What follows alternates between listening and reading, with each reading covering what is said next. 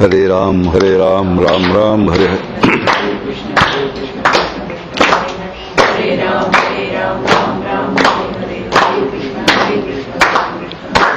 हरे राम राम राम हरे कृष्ण जय जय रघुवीर सम.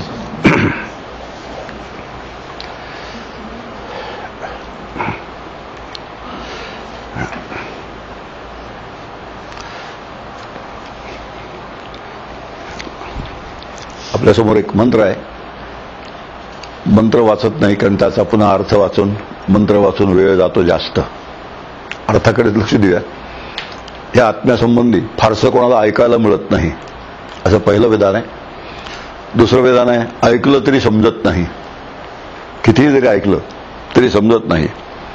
तिसरं विधान आहे की या आत्म्याविषयी सांगणारा एक आश्चर्यकारकच आहे. जो कोणी सांगतो तो एक आश्चर्यच आहे. चौथं विधान आहे हे कोणी जो ऐकतो तोही आश्चर्यच आहे आणि ऐकलेला अनुभव घेतो तोही एक आश्चर्यच आहे. अशी 5 विधानं या मंत्रामध्ये आपल्यासमोर केलेली आहेत. याचा अर्थ असा होतो की आत्म्यासंबंधी ऐकणं हे फार दुर्मिळ आहे. कारण सहसा आत्म्यासंबंधी ऐकायला लोकांना नको असतं. आणि नको असण्याचं एकच कारण आहे की तो समजणं अत्यंत कठीण आहे, फार अवघड आहे. हे इथेच म्हटलेलं आहे. आणि सहसा माणसाची प्रवृत्ती असते जे अवघड असतं तिकडे सोडून द्यायचं, तिकडे लक्ष द्यायचं नाही. पण दुसरा एक नियम आहे की जे अत्यंत अवघड असतं त्याचा जर अनुभव आला तर त्याच्यासारखं सुख, त्याच्यासारखा आनंद दुसरा नाही. ह्या सगळ्याचा विचार केला त्या उपनिषदामध्ये जे आत्म्यासंबंधी सांगितलंय, ब्रह्मासंबंधी सांगितलंय, जीव आणि आत्मा यांचं जे ऐक्य सांगितलंय, हे समजून घेण्यासाठी एक छोटासा प्रयोग आपण करूया. आणि तो प्रयोग एकदा केला आणि पुढे केव्हाही काही जर ऐकलं, कोणत्याही वक्त्याकडून काही जरी आपण ऐकलं, कोणताही ग्रंथ जरी आपण वाचला, तरी हे मनामध्ये जर असं येलं, हे जर लक्षात असेल नीट, तर वक्ता काय सांगतो ते समजायला वेळ लागत नाही. आणि जोपर्यंत ते आमच्या नीट लक्षात येत नाही तोपर्यंत कितीही जरी सांगितलं आत्मा आत्मा आत्मा, जीव जीव जीव, जीव आणि आत्मा यांचं ऐक्य, मोक्ष, तरी सुद्धा त्याची जी कल्पना येते ती नेहमी अस्पष्ट राहते. आणि परवा एक विधान केलं होतं की परमार्थामध्ये संकल्पनांची स्पष्टता आणि स्वच्छता अत्यंत आवश्यक आहे. जितक्या संकल्पना स्वच्छ आणि स्पष्ट तितकं अंडरस्टँडिंग चांगलं, आणि जितकं अंडरस्टँडिंग चांगलं तितकं अनुभव येण्याची क्षमता जास्त. म्हणून यदेव विद्या करोति परवा आपण विधान केलं होतं. जे समजून केलं जातं, जाणून केलं जातं, फार परिणामकारक असतं. अजाणत्या केलेल्या गोष्टीचा परिणाम होत नाही. परमार्थामध्ये काही प्रकार आहेत. एक आहे सवडीचा परमार्थ. एक सांगतो एकच कारण आहे, ज्याने त्याने आपला कसा आहे ते तपासायचं आणि मग कसा असणं आवश्यक आहे त्याचा विचार करायचा. सवडीचा शब्द असा आहे जमेल तेव्हा, जमेल तसा, जमला तर. 3 वाक्यात आहे. जमेल तेव्हा, जमेल तसा, जर जमला तर. त्याला म्हणतात सवडीचा. काही नडीचा असतो. काहीतरी प्रपंचात अडलं, व्यवहारात अडलं, व्यवसायात अडलं, नोकरी धंदा उद्योगात अडलं की ती अडवणूक जी असते, झालेला जो त्रास असतो, आलेली जी अडचण असते, ती अडचण दूर करण्यासाठी ह्या क्षेत्रात शिरणारे लोक पुष्कळ आहेत. देवाला नवस करणारे, देवाला इत्यादी, त्याच्या आपल्याला पूर्ण कल्पना या गोष्टीची. याला नडीचा परमार्थ असं म्हणतात. दुसरा एक आवडीचा असतो. बरं वाटतं, ह्या क्षेत्रात आलं, ऐकलं म्हणजे बरं वाटतं, भजन केलं म्हणजे बरं वाटतं, तीर्थक्षेत्राला गेलं म्हणजे बरं वाटतं, पारायण केली म्हणजे बरं वाटतं, देवाची पूजा केली म्हणजे बरं वाटतं. ह्या बरं वाटण्याच्याच मर्यादेमध्ये जो राहतो तो असा एक असतो परमार्थ. आणि चौथा जो परमार्थ असतो तो मोक्षासाठी केलेला परमार्थ असतो. मोक्षाच्या उद्देशाने, मोक्षाच्या हेतूने केलेला परमार्थ. आणि जेव्हा हेतूच आपला क्लिअर नसतो, हे मी कशासाठी करतोय, हा हेतू जो पण क्लिअर नसतो तो पण आपली वाटचाल सुद्धा मग जेमतेम जेमतेम जशी व्हायला पाहिजे तशी होत नाही, जेमतेम होते. आणि अशी जेमतेम वाटचाल केल्यानंतर आजपर्यंत कोणाला काही मिळालेलं नाही. ते ध्येय नक्की ठरलेलं पाहिजे आणि ध्येय ठरल्यानंतर त्या ध्येयासाठी जे जे करायला लागतं ते सगळं करायची तयारी पाहिजे. त्याची किंमत जी असते ती किंमत द्यायची तयारी पाहिजे. आपल्याला ठाऊक आहे जगामध्ये जितकी वस्तू मौल्यवान जास्त तितकी त्याची किंमत जास्त. नियमच आहे. साधं व्यवहारातलं उदाहरण, रोजची नेसायची साडी असेल तर त्याला किती लागतात आणि शालूला किती लागतात, रोजच्या व्यवहारातलं उदाहरण आहे. हे जसं आहे त्याला आपण मोक्षातून मिळणारा आनंद म्हणतो. तर मोक्षातून मिळणारा जो आनंद आहे त्याची जी किंमत आहे ती किंमत द्यायची असेल तर त्याला पुष्कळ किंमत द्यायची तयारी पाहिजे. कारण त्याचं फळ आहे ते फार फार मोठं फळ आहे. सामान्य ज्या गोष्टी आहेत, बरं वाटण्याच्या स्तरावर ज्या गोष्टी आहेत त्याचं काही फारसं मूल्य द्यावं लागत नाही. म्हणून नेहमी दोन भाग परमार्थात असतात. मी परवडणारा आणि न परवडणारा, झेपणारा आणि न झेपणारा, हे सगळीकडेच आहे. तसं इथे सुद्धा आहे. हे लक्षात आणून द्यायचा प्रयत्न का करतो मी, की खरा आनंद त्यातला केव्हा मिळेल, ज्या वेळेला आपल्याला जे परवडत नाही असं वाटतं त्याच्याच मागे लागलो. ते एक दिवशी मी म्हणालो तसं जे व्हायचं ते एकदा होऊन जातं. जे व्हायचं असतं ते एकदा होऊन जातं. आणि ते झाल्यानंतर जो आनंद असतो तो आनंद एक फार विलक्षण आनंद असतो, जो संतांनी अनुभवला. मी रोज ते कोट करणारे, आनंदाची डोही आनंद तरंग, आनंदाची अंग आनंदाचे, हा जो तुकाराम महाराजांचा अनुभव आहे, तो अनुभव त्यांनी काय त्याच्यासाठी जी किंमत द्यायला पाहिजे ती सगळी किंमत त्यासाठी दिली. आणि ही किंमत द्यायची तयारी आपली असेल तर त्यांना जे मिळालं ते आपल्याला मिळतं. पण ह्या क्षेत्रात ऐकणं दुर्मिळ आहे, ऐकलेलं समजणं दुर्मिळ आहे, समजल्यानंतर अनुभव घेणं दुर्मिळ आहे. सांगणारा आश्चर्यच आहे, ऐकणारा त्याहूनही आश्चर्य आहे. कारण मला अनुभव आहे, सांगायला जरी बसलं तरी कित्येक वेळा समोरचे चेहरे पाहिला की असं वाटतं की आपण न सांगितलेलं चांगलं. इथं नाही तसं होतं. मी अगदी उत्साहाने 5 दिवस 6 दिवस इथे सांगतोय. एकच कारण, असं कित्येक जागा असतात की समोरचे चेहरे बघितल्यानंतर असं वाटतं कुठून मी इथे आलो आणि सांगायला सुरुवात केली. आता असं एकच कारण आहे, हे ऐकण्यासाठी जी एक तयारी लागते, बौद्धिक तयारी लागते, मानसिक तयारी लागते. ती तयारी नसली म्हणजे मग श्रवण करणं सुद्धा अवघड होतं. म्हणून इथे म्हटलंय की वक्ता जसं आश्चर्य आहे तसं ऐकणारा सुद्धा आश्चर्य आहे, त्याहून अनुभव घेणारा त्याहून आश्चर्य आहे. आता हे आश्चर्य का आहे याचं एकच कारण आहे, त्यातली जी सूक्ष्मता आहे, समजून घेण्यातली जी सूक्ष्मता आहे, ती सूक्ष्मता बरोबर जर जाणून घेतली तर हे आश्चर्य हळूहळू कोसरायला लागतं, कमी व्हायला लागतं. आणि नंतर आपल्याला वाटतं हे एवढं सोपं असेल तर एवढं अवघड काय त्याच्यामध्ये, हे एवढं जर सोपं असेल तर इतके दिवस एवढं अवघड मानण्याचं कारणच काय. पण हे केव्हा कळतं, जेव्हा आम्ही समजून घेऊ शांतपणे तेव्हा. आणि यामध्ये एक श्रद्धेचा पार्ट मात्र जरूर असतो. श्रद्धावान लभते ज्ञानम, सगळ्यांना शौक आहे. आणि श्रद्धा म्हटलं म्हणजे आपण एक चटकन त्याला विशेषण जोडून टाकतो, अंधश्रद्धा. हल्ली तर खूपच झालंय ते. श्रद्धा म्हटलं की नुसता श्रद्धा शब्द सहसा कोणी वापरतच नाही, अंधश्रद्धा हा जोड शब्दच वापरतात. श्रद्धेचे 2 प्रकार आहेत, एक अंधश्रद्धा आणि एक विकृत श्रद्धा आहे. खरी जी श्रद्धा असते, ज्या श्रद्धेने ज्ञान मिळतं, ती श्रद्धा अंधच असते. आणि हे स्वीकारायला आम्हाला यत्किंचितही उणेपणा कमीपणा वाटत नाही. सुरुवातीला आपण एखादी गोष्ट जेव्हा स्वीकारतो या परमार्थातली, तेव्हा ती जशी सांगितली तशी स्वीकारायची असते. आणि जशी सांगितली तशी स्वीकारली, त्याला हवं तर अंध म्हटलं तर काही बिघडत नाही.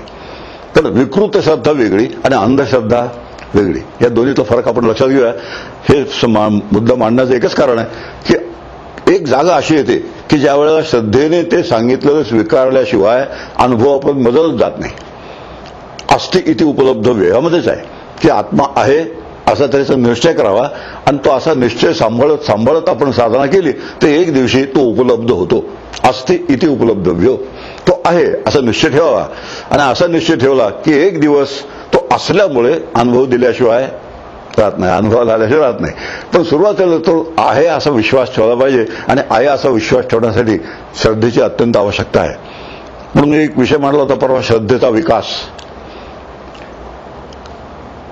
श्रद्धा सुरूच कुठून होते, विकृत श्रद्धा आपल्याला भानामती वगैरे जे सगळे प्रकार असतात, मूठ मारणं, भानामती करणं, हे सगळ्या विकृत श्रद्धा आहेत. या विकृत श्रद्धांचा अस्सल परमार्थाशी तिळमात्र संबंध नाही.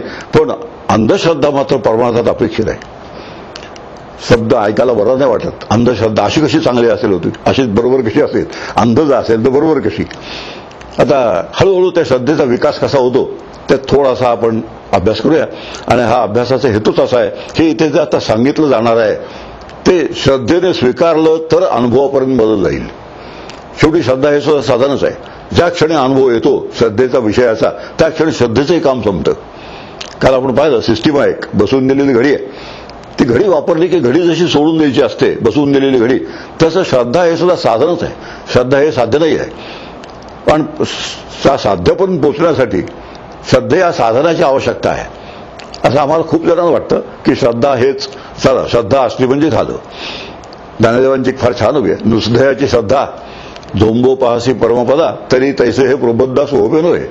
हे बघा अर्जुना, केवळ श्रद्धेच्या बळावर तुला असं वाटत असेल की मी मुक्त होईल, मला आत्मज्ञान होईल, तर तू समजतोस तसं ते सोपं नाही.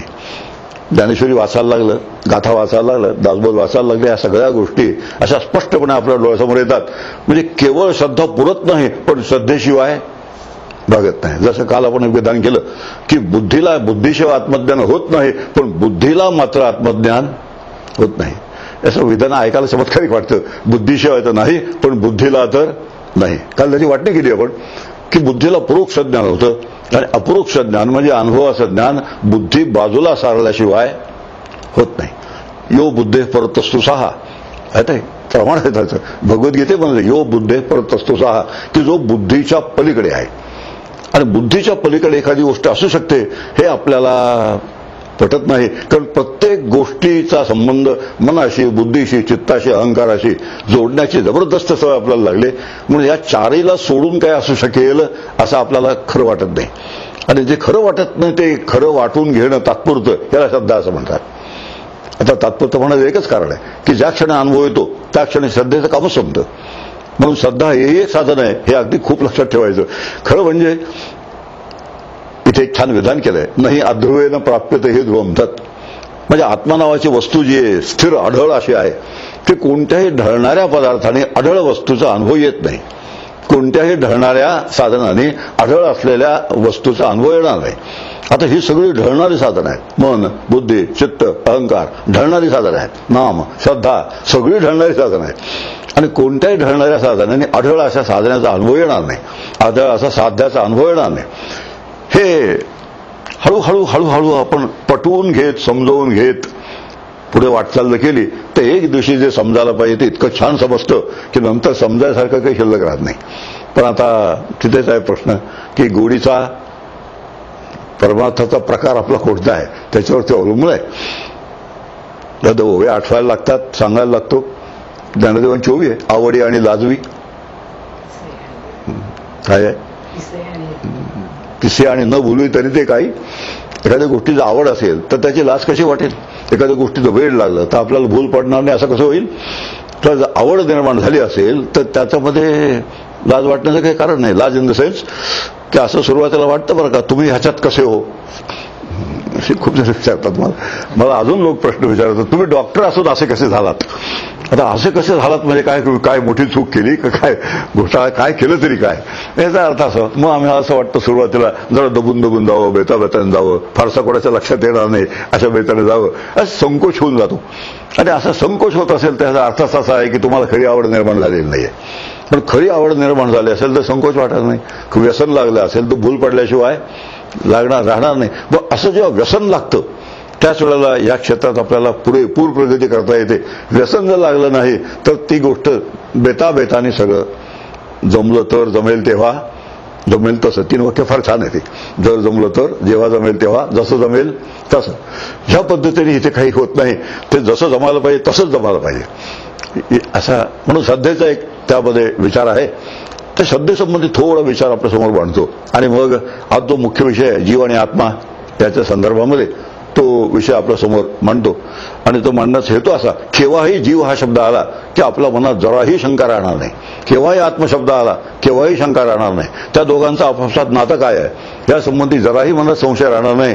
आणि जीव आणि आत्मा यांचं ऐक्य म्हणजे काय, ते अलग झाले म्हणजे कसे अलग झाले, एकमेकापासून वेगळे झाले म्हणजे कसे झाले, कशामुळे झाले, हे सगळं स्वच्छ आपल्या मनासमोर राहील. आणि मग आपण जे ऐकू, ज्याला आपण श्रवण म्हणतो, ते श्रवण अतिशय क्लिअर श्रवण राहील.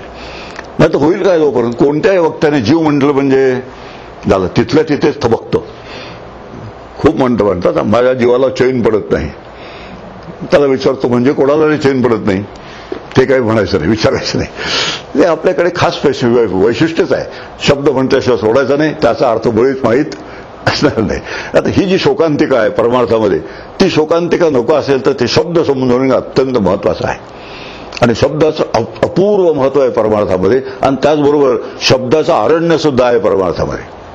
दोन्ही समजून घ्यायची गोष्ट आहे ना की शब्दाशिवाय परमार्थ समजत नाही, पण शब्दाच्या जंगलात मात्र फिरायचं आहे. शब्द जालम महारण्यम चित्त भ्रमण कारणम असं आचार्य म्हणतात की एकदा शब्दाच्या जंगलात फिरलात की एकदा जंगलाचं वैशिष्ट्यच असं असतं, कुठून उजेड येत नाही, आलो कुठून कळत नाही, जायचं कुठे कळत नाही.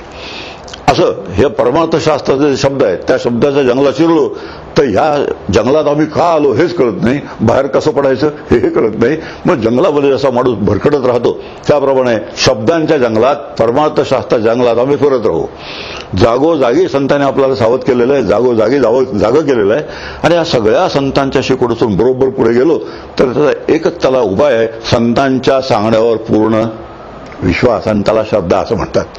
आणि ती श्रद्धा अनुभव येईपर्यंत ही श्रद्धा थोड्याफार प्रमाणात अंध राहतेच. आणि ज्या क्षणी अनुभव येतो त्या क्षणी त्याचं अंधत्व निघून जातं, आणि अंधत्व निघून गेलं की श्रद्धेचं काम संपलेलं आहे. म्हणून श्रद्धा हे एक केव्हा तरी संपणारी साधन आहे हे आपल्या लक्षात आलं म्हणजे आपलं काम झालेलं आहे. एक श्रद्धेचा एक 2 प्रकार सांगतो, 2-4 आहेत प्रकार, त्यातले 2 आत्तापुरते सांगतो. एक दुसऱ्याच्या अनुभवावर आधारलेली श्रद्धा, दुसऱ्याच्या अनुभवावर आधारलेली श्रद्धा. आणि ह्या श्रद्धेचं परमार्थात फार महत्व आहे. संतांच्या अनुभवावर आधारलेली श्रद्धा. माझ्या आयुष्यातली घटना सांगतो. 50 वर्षापूर्वीची गोष्ट आहे, 45 वर्षापूर्वी असेल. मला काही सिनियर लोकांनी सांगितलं की दिवाळीमध्ये पत्नीला साडी दिली जर तर वर्ष चांगलं जातं. नवीन लग्न झालेलं होतं त्यावेळेला.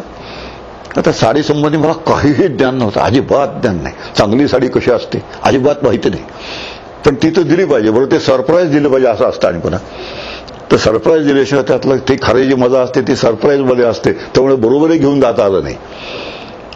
आता दुकानात जाऊन उभा राहिलो, कोल्हापूरच्या एका मोठ्या दुकानात किंग कर्तव्य मोडून उभा राहिलो. आता चांगली साडी कशी असं आहे, घेतलेली पसंत पडली जर नाही तर न घेतलेली बरी. जाऊ दे. आता म्हटलं बुद्धाच्या गोष्टी आहेत. आता तासभर 2 तास उभा राहिलो. आता काय करायचं, काय चांगली साडी म्हणजे घ्यायची कशी. तेवढ्या 3 मुली आल्या तिकडून कॉलेजमधल्या, त्यांच्यावर पर्सेस वगैरे होत्या. तिघींनी मिळून 1-1.5 तास साडीचं संशोधन केलं. एवढाचा मोठा गठ्ठाचा गठ्ठा जोडा. कधी मुली दिसत होत्या, कधी साड्या दिसत होत्या. अशा पद्धतीने शेवटी 1.5 तासाच्या चर्चेनंतर 3 मुलींच्यात एकमत झालं. जगातलं एक आश्चर्य. तर तिन्ही मिळून एक साडी निवडली आणि काउंटरवर आणून दाखवली. त्याला किती किंमत आहे म्हणाय. तो म्हणाला त्यावेळेची किंमत 40-50 वर्षापूर्वी ₹350. आता त्या मुलींच्या पर्सेस मिळून तिन्ही मिळून सुद्धा ₹50 सुद्धा नव्हते. तर मग तो म्हणाला आता आम्ही उद्या येऊन घेऊन जातो साडी ही. आता त्या काउंटरवरच्या माणसाला माहिती आहे हा उद्या कधी उजाडणार नाही. आता ही संधी मला मिळाली. ती मी झडप घातली, ती साडी बरोबर घेतली, ₹350 दिले. आणि ह्याच्यात माझी श्रद्धा आहे की त्या मुलीला अभिमन्यूप्रमाणे तेव्हापासून चांगली साडी म्हणजे काय ते कळतं.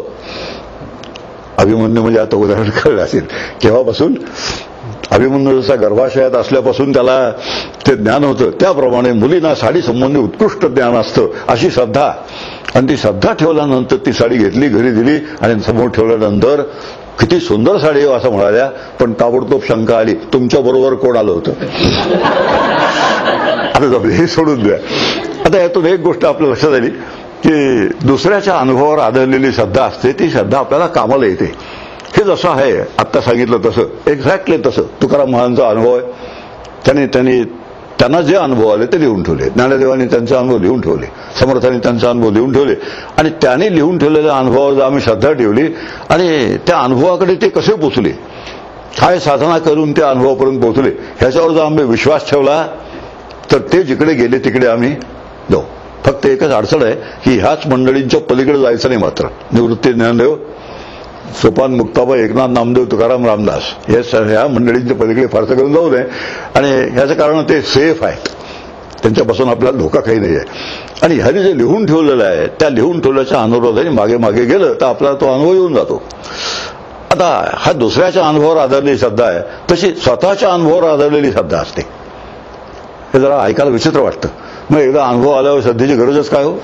स्वतःच्या अनुभवावर आधारलेली श्रद्धा हा वाक्यपूर्वक ऐकायला बरं वाटत नाही, पण तो सुद्धा एक वाक्यपूर्वक अगदी बरोबर आहे. त्याचंही उदाहरण सांगतो.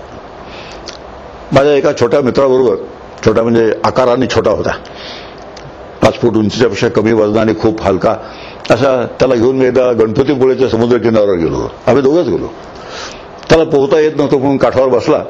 मला पोहता येतं असं मला वाटल्यामुळे मी आत गेलो आणि जितका आत जाऊ नये तितका आत गेलो. बुडी खाल्ली, मोठीच्या मोठी डुबकी खाल्ली, नाका तोंडात पाणी गेलं, जीव गुदमरला. आत्ता मी जातो का राहतो अशी परिस्थिती निर्माण झाली. कसा तरी मी समुद्राच्या बाहेर आलो आणि समुद्राच्या बाहेर येऊन माझ्या मित्राला मी सांगायला लागलो, अरे मी मरता मरता वाचलो. तो म्हणाला, होय का? अरे म्हटलं, माझ्या नाकातोंडात पाणी गेलं, खरं का? अरे मी गुदमरून गेलो, असं का? आता त्याच्या रिॲक्शन कोणत्या विलक्षण झालं. मी एवढा तळमळून सांगतोय, मी मरता मरता वाचलो, नाकातोंडात पाणी गेलं, जीव गुदमरला, होय का, खरं का आणि असं का, या पलीकडेचा तर रिस्पॉन्सच नाही. मला काही ते बरं वाटलं नाही, म्हणून त्याला मी उचलला, समुद्रात नेला आणि मला जे जे अनुभव आले ते त्याला येईपर्यंत त्याला बुडवला. त्याला खात्री झाली की हा नाकातोंडात पाणी गेल्याची व्यवस्था केली, त्याला गुदमरल्याची भावना होईल इतक्या बेताने खाली बुडवला आणि मरता मरता मी वाचलो असं त्यालाही अनुभव होईल इतकी व्यवस्था केल्यानंतर त्याला पुन्हा बाहेर आणला, वाळूवर त्याची स्थापना केली आणि मग पुन्हा सांगायला लागलो, मी मरता मरता वाचलो, होय होय म्हणाला. नाकातोंडात पाणी मी गुदमरलो, अगदी खरं आहे. आता ही मगाची रिॲक्शन रिस्पॉन्स आणि आत्ताचा रिस्पॉन्स यात एवढा फरक का पडला? एकच कारण आहे, जो मला अनुभव आला तो जेव्हा मी त्याला दिला त्यावेळेला माझा त्याचा अनुभव जुळला आणि माझा त्याचा अनुभव जुळला की मग नंतर एका वाक्यात झाली आणि अशी एका वाक्यात झाली की आपलं काम झालेलं असतं. एक्झॅक्टली तसं आहे. संत जे असतात किंवा ज्यांना आपण सद्गुरू म्हणतो, श्रीगुरू म्हणतो, ते अशा तऱ्हेचा अनुभव शिष्याला द्यायला समर्थ असतात आणि असा जेव्हा त्यांच्याकडून प्रत्यक्ष अनुभव मिळतो त्यावेळेला आत्मा नावाची वस्तू असेल की नाही कोणास ठाऊक, वक्ता सांगत असतो जीव तोडून, आत्मा आहे असा आहे, होय का? तर मग काय सारखंच आहे, आत्मा मग एकच आहे, खरं का? आता असं जे होय का, खरं का आणि असं का हे जाणारच नाही जोपर्यंत मला थोडीशी त्याची झलक मिळत नाही तोपर्यंत.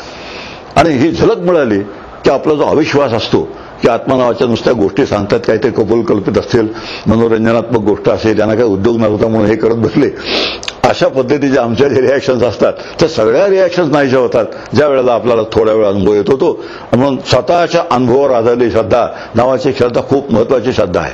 पण दोन श्रद्धा आपल्या समोर मांडल्या, एक दुसऱ्याच्या अनुभवावर आधारलेली श्रद्धा आणि स्वतःच्या अनुभवावर आधारलेली श्रद्धा. म्हणून श्रद्धेचं फार मोठं काम आहे. म्हणून श्रद्धावान लभते ज्ञानम हा जो विचार आहे हा खूप लक्षात ठेवायचा आणि त्यावर दुसरे लक्षात ठेवायचं, नुसत्या श्रद्धेने भागत नाही पण श्रद्धेशिवाय भागत नाही. आता एवढा विचार केल्यानंतर जीव आणि आत्मा या संबंधी विचार आपण समजून घ्या. एका डेमॉन्स्ट्रेशन छोटंसं आहे त्याच्या आधाराने, म्हणजे केव्हाही कुठेही हा विषय आला तरी आपल्या मनात जराही शंका राहत नाही. त्याचे काही आता पार्श्वभूमी आहे, जो आपल्याला विचार मांडायचा आहे त्याची एक पार्श्वभूमी आहे. जीव नावाची जी गोष्ट आहे, जीव नावाचा एक कन्सेप्ट आहे. जीव हा कन्सेप्ट आहे. वास्तविक जीव नावाचा पदार्थ आपल्या शरीरात अस्तित्वात नाही. लोकांनी मला विचारलं का डिसेक्शन केलं तो मला जीव सापडला का, ब्रेनचं डिसेक्शन केलं सापडला का, इथे असं म्हणतात हृदया इकडे चेस्टचं डिसेक्शन केलं तुम्हाला सापडला का? याचं उत्तर स्पष्ट आहे, जीव नावाचं तत्व या शरीरात दिसण्यासारखं नाही. का दिसत नाही? कारण हे कन्सेप्ट आहे नुसता. शास्त्रकाराने हा एक कन्सेप्ट आपल्यासमोर ठेवलाय आणि काल मी सांगितलं कन्सेप्ट तयार करा, कन्सेप्ट समजावून घ्या, कन्सेप्ट वापरा. कन्सेप्ट म्हणून आपल्याला जे समजून घेते समजून गेलं की कन्सेप्ट सोडून द्या. शेवटी काय आहे, कन्सेप्ट हे एक काल मी काय केलं होतं सिस्टीम आहे. आता हे खूप लक्षात ठेवायचं. ह्या सगळ्या प्रमाणात सिस्टीम बसून दिलेल्या आहेत. सिस्टीम म्हणजे मोक्ष नव्हे, सिस्टीम म्हणजे आत्मा नव्हे. भले योग साधना असो, योग म्हणजे मोक्ष नव्हे. नाम साधना असो, नाम म्हणजे मोक्ष नव्हे. भक्ती साधना असो, भक्ती म्हणजे मोक्ष नव्हे. ज्ञान साधना असो, ज्ञान म्हणजे मोक्ष नव्हे. ही सगळी साधनं आहेत आणि ही सगळी साधनं ज्या वेळेला अनुभव येतो त्यावेळेला साध्य होता साधनाचा ठाव नाही. आपल्या दासबोधाच्या शेवटी हा विचार मांडलाय. ज्या वेळेला साध्य होतं मग ते साध्यही खरं नसतं, ते तथाकथित साध्य असतं. जाऊया, आणखीन पुढचा विचार आहे. आपण त्याला साध्य का म्हणतो? मला अनुभव येत नाही म्हणून त्याला साध्याचा दर्जा आपण देतो. ज्या क्षणी अनुभव येतो त्या क्षणी ते साध्यही राहत नाही. म्हणून साध्य साधन हे सुद्धा एक भ्रमच आहे. आत्ताच त्या भ्रमात शिरवत नाही. आता आपला विचार स्पष्ट करूया की जीव नावाचं तत्व आतमध्ये कल्पना केलेली आहे त्याची, हा एक कन्सेप्ट आहे. वास्तविक जीव नावाचं तत्व आतमध्ये उपलब्ध नाही. फक्त हा कन्सेप्ट वापरायचा.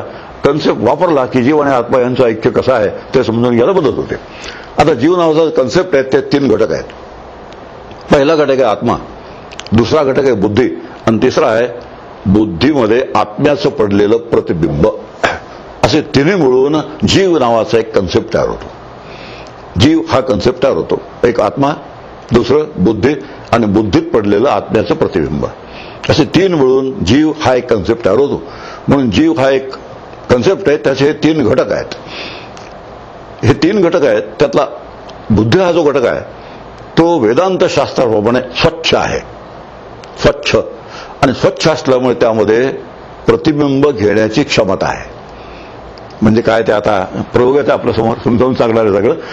आणि असं काय त्याचं थोडं स्पष्टीकरण देतात, टू एन एक्सटेंट स्पष्टीकरण देतात, पण ते एक्सटेंट संपलं की तिथून श्रद्धेशिवाय दुसरा काही मार्ग नसतो. एका हद्दीपर्यंत स्पष्टीकरण देत असतात. ते जितकी होतील लॉजिकल तेवढी स्पष्टीकरण देता येतात. जितक्या शास्त्राचं त्याला बैठक देता येते तितका शास्त्राची बैठक देत राहतात. पण किती एवढी खटपट केली तरी शेवटी एक जागा अशी येते की श्रद्धेने स्वीकारल्याशिवाय पुढे काही करता येत नाही. आता बुद्धी जे नावाचं तत्व आहे आपल्यामध्ये ते तेज तत्वाचं आहे आणि सत्वगुणाचं आहे. आणि ते तेज तत्वाचं असल्यामुळे सत्वगुणाचं असल्यामुळे शुद्ध आहे, स्वच्छ आहे. आणि शुद्ध आणि स्वच्छ असल्यामुळे त्यात प्रतिबिंब घेण्याची क्षमता आहे. म्हणजे काय कुठे आहे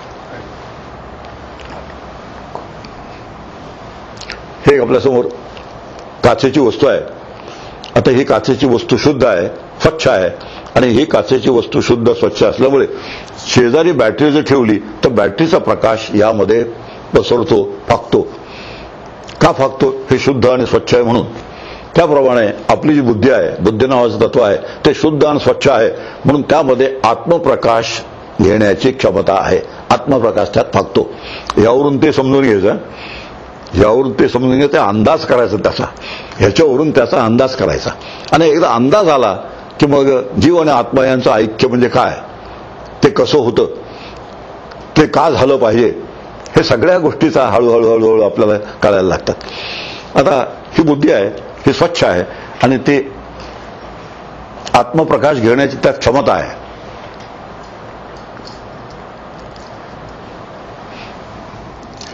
याला थोड्या वेळा आत्मा असं समजा, कारण प्रकाश आहे त्याला, हा वास्तविक भौतिक प्रकाश आहे. पण आता डेमॉन्स्ट्रेशनच्या दृष्टीने हा आत्मा आहे आणि ही बुद्धी आहे. आता हे जे शेजारी ठेवले तर ह्याचा प्रकाश यामध्ये पडतो, या आत्म्याचा प्रकाश या बुद्धीमध्ये पडतो. आणि ही बुद्धी जी आहे ही तिन्ही मिळून जीव तयार होतो. बुद्धी हा आत्मा आणि आत्मा ह्या बुद्धीत पडलेला आत्म्याचा प्रकाश, तिन्ही मिळून जीव नावाची संकल्पना तयार होते. आणि हे एकदा जर बसली बरोबर, हे डेमॉन्स्ट्रेशन जे आहे, ह्या डेमॉन्स्ट्रेशन मधलं मागचं जे तत्व आहे ते जर बरोबर बसलं आतमध्ये तर अनेक गोष्टींचा उलगडा होऊन जातो, ज्या आतापर्यंत आपल्याला नुसतं आम्ही होय म्हणत गेलो. ऐकलं, बरं म्हटलं, ऐकलं, सोडून दिलं. आणि असं का झालं, ऐकलं का सोडून दिलं, कळलं नाही. कळत का नाही ह्या पद्धतीने आम्ही समजावून घेतलेलं नाही. आणि या पद्धतीने समजावून घेतलं की या सगळ्या गोष्टीचा उलगडा होऊन जातो. आता इथे ही बुद्धी आहे, हा आत्मा आहे. आता हा नित्य प्रकाशमान आहे, कायमचा प्रकाशित आहे. आणि ह्याचा आतमधला प्रकाश जो आहे पडलेला त्याला चिदाभास असं म्हणतात. आता शास्त्रात एक नाव लक्षात ठेवायचं, ह्याला चिदाभास म्हणतात. चित्तचा आभास. चित्त म्हणजे आत्मा, आत्म्याचा ह्यात आभास आहे. वास्तविक ह्यात आत्मा नाही, ह्यात चित्तचा काय आहे, आभास आहे. ह्यात जर आत्मा असता तर हे दूर झाल्यानंतर सुद्धा त्यात प्रकाश टिकून राहायला पाहिजे होता. ज्या अर्थी दूर झाल्यानंतर त्यात प्रकाश टिकून राहत नाही त्या अर्थी ह्यात जो आभास आहे, प्रकाश आहे, तो आभास आहे. वास्तविक खरा प्रकाश त्यामध्ये नाही. खरा प्रकाश जर त्यात असता, दुसऱ्या भाषेमध्ये ह्यात कधी प्रकाश अडकत नाही. आधी त्याचप्रमाणे आत्मा बुद्धीत कधीही अडकत नाही. यो बुद्धे परतस्तु सहा, आता गीतेची शिकवण आहे, यो बुद्धे परतस्तु सहा. बुद्धीच्या जो पलीकडे आहे तो आत्मा आहे, बुद्धीच्या जो पलीकडे आहे तो आत्मा आहे. ही इकडून तुम्ही बघा, म्हणजे बुद्धीच्या पलीकडे, आणि बुद्धीच्या पलीकडे त्याला आत्मा म्हणतात. आणि असा हा बुद्धी निरपेक्ष, बुद्धी असली तरी तो आहे, बुद्धी नसली तरी तो आहे. तर गाढ झोपेत रोज काय होतं, सावकाश समजून घ्या. गाढ झोपेत रोज हा जो चिदाभास आहे हा आत्मस्वरूपात लीन होतो. याचं कारण आहे, कालच आपण पाहिलं, गाढ झोपेत हे शांत होतं. आणि शांत होतं शब्दाचा अर्थ ह्याचं अस्तित्वच नाहीच होत. आपली जी बुद्धी आहे ते गाढ झोपेत अजिबात बुद्धी नसते. याचं कारण आहे काल पाहिलं. गाढ झोपेत मनही काम करत नाही, चित्तही काम करत नाही, बुद्धीही काम करत नाही, अहंकार सुद्धा नसतो. चारीच्या चारी गोष्टी गाढ झोपेत अजिबात नसतात, त्यांचं अस्तित्वच नाहीच होतं. आता अस्तित्व ज्या क्षणी नाहीच झालं त्या क्षणी ह्यातला प्रकाश कुठे जाईल? ह्यातला प्रकाश कुठे जाईल? हे नाहीसं झाल्यानंतर ह्यातला प्रकाश जाईल कुठे? आता प्रश्न आहे, आला असला तर जाईल ना. आता पुढचा प्रश्न आहे, आला असला तर जाईल. यात आला का आल्यासारखा वाटला? आता आभास आहे ना. आता ज्याला आभास म्हणतो आपण त्यात खरा आलेला नाही, तो आल्यासारखा वाटला. आणि आल्यासारखा वाटल्यामुळे गेल्यासारखा वाटतो, म्हणून तो येतही नाही आणि जातही नाही. आता असं जे आहे, आणि असा जो येतही नाही जातही नाही असा जो प्रकाश आहे तो आत्मा आहे, तो मी आहे. सहा अहम. म्हणून हा येतही नाही जातही नाही, ह्याच्यामुळे आल्यासारखा वाटतो आणि गेल्यासारखा वाटतो. आणि हा मी असं जर ठरलं तर मी आलेला नाही, आणि आलेलं नसल्यामुळे जाणार सुद्धा नाही. म्हणून जाण्याची भीती बाळगायचं कारण नाही, जाण्याच्या कल्पनेने अस्वस्थ होण्याची जरूर नाही. आणि असं झालं की निर्भय होतो, आणि निर्भय असणं हे परमार्थाची मोठी अचिव्हमेंट आहे. आणि आपण सगळे कारणाने, आणि सर्वात जास्त भय कसलं आहे? मोठं जाण्याचं भय.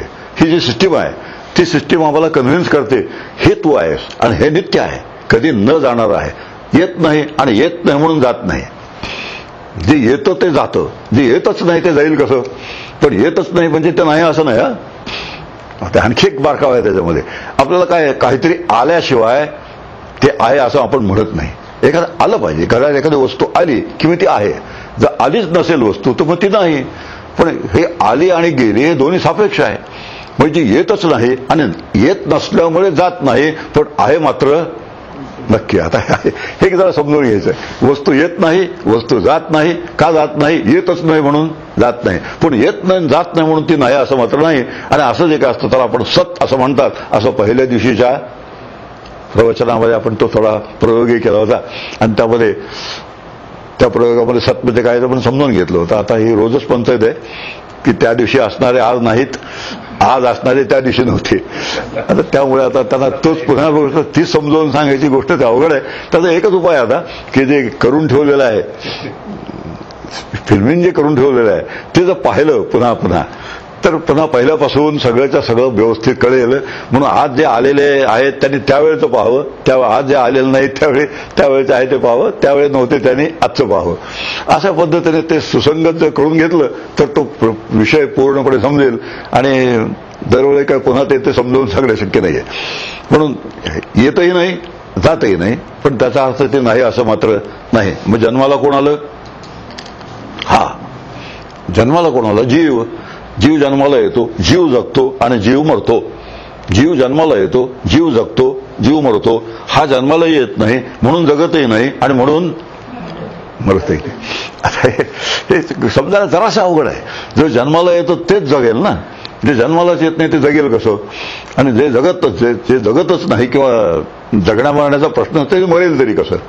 आणि हे जे असं जे काही तत्व आहे ते मी आहे, त्याला म्हणतात सहा अहम. खूप जण सोहम म्हणतात बरं का, पण म्हणजे काय विचारलं तर काही माहित नाही. सांगतील तो आत्मा मी आहे, पण तो आत्मा म्हणजे तो कुठला आणि तो मी कुठला? यातला हा मी आहे बरं, आणि हा कोण आहे? तो आहे.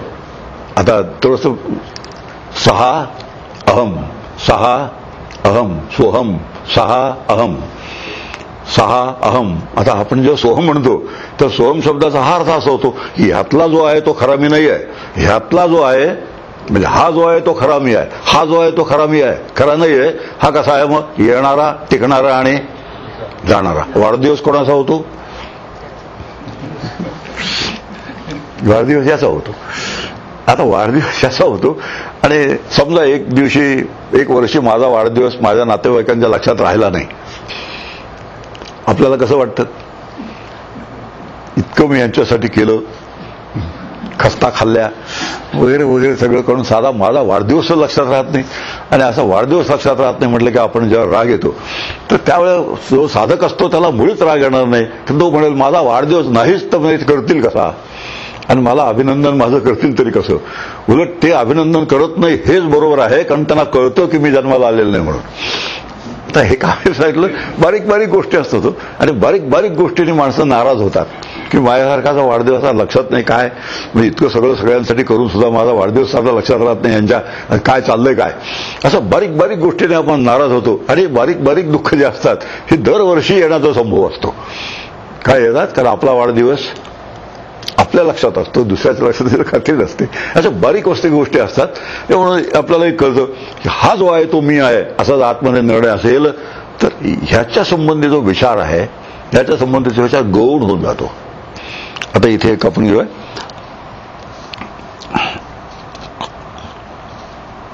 सुविज्ञेयो बहुधा चिंत्यमानः. आता इथे एक श्लोक आहे, सुविज्ञेयो बहुधा चिंत्यमानः, की जे चिंतन करणारे असतात, जे चिंतनशील असतात त्यांना हा सुविज्ञेय आहे, म्हणजे सहज समजणार आहे. जे चिंतन करत नाही त्यांना हा समजणार नाही. आता चिंतन जर करायचं असेल, विचार करायचा असेल तर काही ती सामुग्री पाहिजे. कशाच्या आधाराने विचार करायचा? जर विचार करायचा जो आधार आहे तो शास्त्र आहे. आणि हे शास्त्र जर आपण समजून घेतलं तर सातत्याने मी विचार करतो, हा जो आहे तो मी नाही, हा मी आहे, हा मी नाही, हा मी आहे, हा मी नाही, हा मी आहे, असा विचार जर केला सातत्याने ते एक दिवशी हा मी आहे असा अनुभवच येऊन जातो. आणि असा अनुभव येऊन गेला की ह्या संबंधी प्रत्येक गोष्ट ही गौण होते. आपल्याला अत्यंत महत्व ह्याचं आहे आणि ह्याच्या संबंधी जे काही या गोष्टी आहेत त्याचं अतिशय महत्व आहे. हे देहाला धरून असतं ना, बुद्धी देहात असते आणि बुद्धी देहात असल्यामुळे बुद्धीच्या संबंधात असतं देह, त्या देहाचं फार महत्व असतं. आणि देहाच्या महत्वाबरोबर देह ज्या घरात राहतो त्या घराचं महत्व असतं, ज्या वातावरणात राहतो, ज्यांच्या संबंधात राहतो त्यांचं महत्व असतं, ज्या सगळ्या जगात राहतो त्या जगाचं महत्व असतं. आता हा जर विचार आम्ही केला तर बाकी सगळ्या गोष्टी ह्याच्याशी निगडीत आहेत. आणि हे जेव्हा गौण होतं तेव्हा देह गौण होऊन जातो. हा देह ज्या घरात राहतो, ऐकण्यासारख्या गोष्टी आहेत. इथे जमलेल्या प्रत्येकाला 4 घरं आहेत वेदांत शास्त्राप्रमाणे. हे माझं पहिलं घर राहण्याचं, हे माझं राहण्याचं पहिलं घर, ह्याचं हे पहिलं घर आहे बरं का. कोणाचं? हा जो ह्याच्यात राहिलेला आहे त्याचं हे पहिलं घर आहे, त्याच्या भोवताली शरीर असतं. हे राहण्याचं पहिलं घर. हे घर ज्या घरात राहतं, उदाहरणार्थ हे घर, ते त्याचं दुसरं घर. हे घर ज्या जगात राहतं ते तिसरं घर. आणि जग ज्या घरात राहतं ते विश्व नावाचं चौथं घर. ज्ञानदेवांचं घर कोणतं आहे? आता ओवी आहे फावट आहे, हे विश्वाची माझे घर, ऐसी मती जयाची स्थिर किंबहुना चराचर आपण जाहला. केवढी मोठी झेप असेली. आणि एवढी मोठी झेप घेतल्यानंतर ह्या घरात आपण राहायलाच पाहिजे शेवटपर्यंत, हा जो आग्रह आहे, हा जो हट्ट आहे, तो हट्ट नाही होऊन जातो. का? हे घर एक घरच आहे. आता दुसरी गोष्ट, ह्या घरात आम्ही मालकीने राहतो का मुदतीने राहतो? काय बारीक सारीक गोष्टी असतात, अगदी अत्यंत लॉजिकल गोष्टी आहेत. ह्या लॉजिकल गोष्टी आम्ही समजून घेतल्या. ह्या सगळ्याचा हेतू आहे, ही खटपट जी आहे हे खटपटीचा हेतू आहे ह्यातून माझी सुटका करून घ्यायची आहे. कशातून? ही बुद्धी ज्या शरीरात राहते त्या शरीरातून माझी सुटका करून घ्यायची. आणि शरीर मी आहे असं जो पण मला वाटतं त्याला देहतादात्म्य म्हणतात. तोपर्यंत मरणाची भीती कधी सुटणार नाही. म्हणून मी एक प्रश्न विचारला होता, या घरात मी मालकीने राहतो का मुदतीने राहतो? त्याचं उत्तर फार सोपं आहे. जर मालकीने राहत असतो तर हे घर कधीही सोडण्याची पाळी आली नसती. मग ज्या अर्थी पाण सोडावंच लागतं त्या अर्थी मुदतीने राहतो. मुदत ठाऊक नाही, किती मुदत आहे हे ठाऊक नाही. मग किती मुदत आहे ठाऊक जर नसेल तर एक तर ठाऊक आहे की नाही नक्की, मुदतीने राहत असल्यामुळे केव्हा तरी जायचं आहे. आता हे केव्हा तरी जायचंय, हे आनंदाने जावं का रडत जावं? परमार्थाचा संबंध याच्याशी आहे. आनंदाने हे शरीर सोडलं जो, काल मी म्हणालो की सुखानं जगायचं, सुखरूप होऊन सुखानं जगायचं आणि सुखानं शरीर आणि जग सोडून द्यायचं. हा जो विचार आहे, सुखानं शरीर आणि जग सोडून द्यायचं, हा जो विचार आहे हा परमार्थाचे संबंधित असलेला एकमेव खरा विचार आहे. बाकी सगळ्या गोष्टी गौण आहेत. म्हणून मुदतीने राहतो का मालकीने राहतो या प्रश्नाचं उत्तर तर मिळालं. महाराष्ट्रामध्ये कुठेही भारतामध्ये काही जुनी घरं असतात, अतिशय जुनी घरं. त्या जुनी घरांचं भाडं सुद्धा हसू येईल असं भाडं, कुठे 5 रुपये 10 रुपये 25 रुपये असं भाडं. तो जो भाडेकरू असतो तो वाटेल झालं तरी घर सोडत नाही. आणि त्याने घर सोडावं म्हणून घर मालक अजिबात दुरुस्त करत. हा झगडा आहे, ठीक आहे, कायमचा झगडा आहे. आता तिथे कसं आहे, तो जो घरात राहणारा आहे ते घर पडलं की तो घर सोडतो, तोपर्यंत सोडत नाही. इथे तसं नाही आहे, इथे तसं नाही आहे. मी सोडलं तर हे घर पडणार आहे, मी जर सोडलं तर हे घर पडणार आहे. ते पडल्याशिवाय त्यातला भाडेकरू जात नाही. पण इथे मात्र कसं आहे, मी सोडल्याशिवाय घर पडत नाही. आता हे तुझ्यातला फरक लक्षात घ्यावा. आणि हा फरक लक्षात घ्या, तर मी जर आनंदाने सोडलं, सुखाने सोडलं, तर आयुष्यभर जाण्याचा धसका जो आहे, मी नाही, आपल्या संबंधित सुद्धा जाण्याचा काय असतो, हे माझ्या पुरतं नाही बरं, आपले जे संबंधित लोक असतात त्यांच्या जाण्याचा सुद्धा एक काय असतो आतमध्ये, कळत नकळत धसका असतो. कबूल केलेला अगर न कबूल केलेला धसका असतो, बोललेला अगर न बोललेला धसका असतो. आणि हा धसका जो आहे त्याचं दुःख आहे. आणि परमार्थात काडी इतकं दुःख सुद्धा सहन होत नाही. परमार्थ जर बरोबर जसा केला पाहिजे तसा केला तर यत्किंचितही दुःख तिथे नसतं, दुःखाचा लवलेशही नसतो. अशी जी अवस्था त्याला मोक्षाची अवस्था म्हणतात, त्याला मुक्तीची अवस्था म्हणतात. आणि हे परमार्थाचं उद्दिष्ट आहे. मी एकदा चाफळला गेलो होतो अभ्यास वर्गाला, तिथे एक वृद्धग्रस्त आले होते माझ्यासारखे. 2दा-3दा ते मला म्हणाले, मी इथे आत्ताच गेलो तर काय, 7 दिवसाचा वर्ग होता, मी आत्ताच गेलो तर काय. मी त्याला म्हणालो, तू गेलास तर तुला त्याचं काय. अरे लक्षात आलं असेल, तू गेलास तर तुला त्याचं काय, आम्ही आहोत भोवताली, बघून घेऊ काय करायचं, 5 मिनिटं सुद्धा तुला ठेवणार नाही, काळजी करू नको. आता ही जी दहशत आहे ना, ही जी भीती आहे, या भीतीतून सुटका होणे, ही गोष्ट आपण लाईटली आपण घेऊ. आणि खरंच लाईटली, आव आणलेला गोष्ट वेगळी, हा आम्ही भीत नाही मरणार, हा आव असतो. खरं जर तशी अवस्था आली तर त्याला मरणाला जिंकलं असं म्हणतात, मृत्यूला जिंकलं. आणि मृत्यूला जो जिंकतो ह्या पद्धतीने त्याला अमर असं म्हणतात. हे अमर आहे आणि हे मर्त्य. आता याची वाटणी आपल्याला तिथल्या तिथे वाटणी मिळते. अमर हे तत्व आहे, मर्त्य हे आहे. आणि मी कोण आहे, मग हे मी आहे. आणि हे मी असल्यामुळे हे मर्त्य आहे, हे जाणारच आहे कोणत्याही परिस्थितीत. हे अमर आहे, कोणत्याही परिस्थितीत जाणार नाही. आणि हे मी असा निर्णय झाला तर आनंदाची लोही आनंदात राहील. आता पुढं हे सच्चिद आनंद रूप आहे, हे असत जड दुःख रूप आहे. आता ह्याच्या साह्याने पुष्कळ गोष्टी समजून घेतात आपल्याला. हे सद्रूप आहे, चिद्रूप आहे आणि आनंद रूप आहे. आणि सत शब्दाचा अर्थ आपण पाहिला, पदार्थ निरपेक्ष अस्तित्व. म्हणजे सत आहे, आहे आणि आहे, पूर्वी आहे, आता हा विषय श्रद्धेने स्वीकारायला पाहिजे की हे जे तत्व आहे आत्मा नावाचं ते सतरूप आहे, चित्रूप आहे आणि आनंद रूप आहे, हे श्रद्धेने स्वीकारायचं. श्रद्धेशिवाय हे स्वीकारायला, अशा पद्धतीने स्वीकार आपलं कोणतंही दुसरं साधन नाहीये. हे आहे अस्ति इति उपलब्धव्यो, ह्याच्यात आहे, हे आहे असं स्वीकारा. आणि आहे असं स्वीकारून तो अनुभव येईपर्यंत त्याच्या आहेपणाविषयी यत्किंचित शंका घेऊ नका. आहे, आहे आणि आहे. आणि असं जे आहे ते मी आहे, त्याला सत म्हणतात. हेच ज्ञानरूप आहे आणि हेच आनंदरूप आहे. सद्रूप जे आहे तेच चिद्रूप आहे, जे चिद्रूप आहे तेच आनंदरूप आहे. हे 3 वेगळं अजिबात नाही. ज्याप्रमाणे सूर्याला 3 गोष्टी असतात, एक उष्णता असते, एक प्रकाश असतो आणि एक त्याचा आकार असतो, गोलाई. सूर्य गोल असतो, उष्ण असतो आणि प्रकाशमान असतो. 3 गोष्टी मिळूनच सूर्य तयार होतो. त्यातली एक गोष्ट बाजूला काढली तर सूर्य राहणार नाही.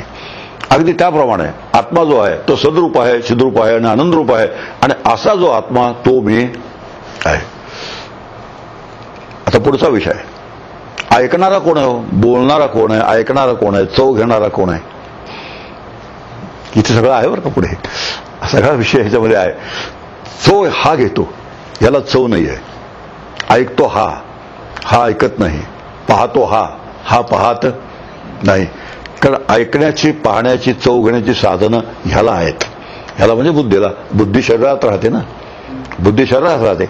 आणि बुद्धी शरीरात जे राहते ती शरीराशी निगडीत असते. हाही शरीरात राहतो पण शरीराला अजिबात न चिकटता राहतो, शरीराशी एकरूप न होता राहतो. मग अशा आपण पाहिलं, ह्यात जर तो चिकटला असता, हा प्रकाश खरंच ह्यात गेला असता तर हे दूर केल्यानंतर आतमध्ये तो अडकायला पाहिजे होता. ज्या अर्थी तो अडकत नाही त्या अर्थी त्यात असतो खरा, पण अजिबात चिकटत नाही, त्याला अजिबात धरून राहत नाही, त्यात तो अडकून पडत नाही. आणि असा जो अडकून न पडणारा आत्मा त्याला असंग म्हणतात. असंग, गीतेतला श्लोक काय, असंग शस्त्रेन दृढेन चित्वा. आता हे आपल्याला कळतं की असंगत्व नावाचं एक साधन आहे, आणि असंगत्व नावाचं मी साधन जर जपलं तर असंग आत्मा मी आहे असा अनुभव येतो. असंग आत्मा मी आहे असा अनुभव येत असेल तर असंगत्वाचं साधन जपलं पाहिजे. मग कशापासून असंग आहे मी?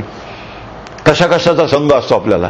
एक शरीराचा संघ, दोन शरीराशी संबंधित असलेले जे आमचे गणगोत मंडळी आहेत त्यांचा संघ, जगाचा संघ, अशा 3 संघामध्ये आपण राहतो. आणि 3 संघात राहिलो की त्या संघापैकी एखादा संघ केव्हा ना केव्हा तरी गडबड होईल. ही काय असते? आपल्याला दहशत असते आणि हा जो धाक असतो त्या धाकाला भय असं म्हणतात. आणि हे भयाचं दुःख आहे, आणि असं भयाचं दुःख जोपर्यंत आहे तोपर्यंत आम्ही आनंदरूप झालो असं म्हणताच येणार नाही. आनंदाचे डोळे आनंद तरंग, आनंदाचे. हे तुकारामांचा अभंग अगदी असा कायमचा लक्षात ठेवायचा. म्हणून असंगोयम पुरुष हा श्रुती सांगते, हा जो पुरुष आहे हा असंग आहे. आणि असंग शब्दाचा अर्थ ह्यात तो अडकून पडत नाही. आणि असा अडकून न पडणारा जो पुरुष तो मी आहे.